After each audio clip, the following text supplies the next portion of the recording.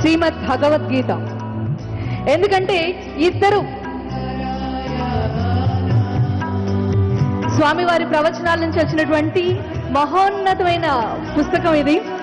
ఇద్దరు మహోన్నతమైన వ్యక్తులు పక్కపక్కనే ఉన్నారండి. స్వయం కృషితో ఎదిగినటువంటి వ్యక్తులు ఇద్దరు ఒకే చోట కలుసుకోవడం, ఇద్దరు 60 వసంతాలను పూర్తి చేసుకోవడం నిజంగా చాలా సంతోషకరం. మెగాస్టార్ చిరంజీవి గారు, డాక్టర్ మెగాస్టార్ చిరంజీవి గారు, డాక్టర్ జూపల్లి రామేశ్వరరావు గారు.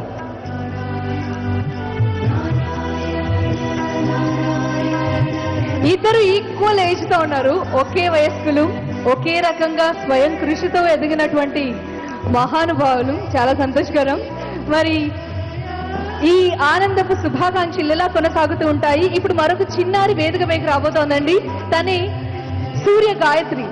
తన చిన్నారి గళం ద్వారా మనం జై హనుమాన్ అంటూ, అసలే వేదిక పైన చిరంజీవులు ఉన్నారు, ఆ చిరంజీవిని తలుచుకుంటూ హనుమాన్ చాలీసాను ఆలపించబోతోంది మన సూర్య గాయత్రి. ఒక్కసారి కరతాళ ధ్వనులతో ఆ చిన్నారిని ఆహ్వానించండి, ఆశీర్వదించండి.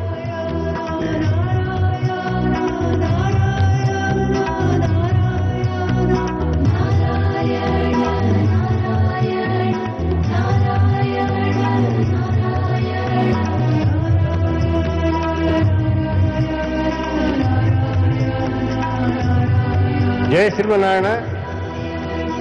శ్రీమద్ భగవద్గీతలోని 18 అధ్యాయాలు పరమహంస పరమరాజు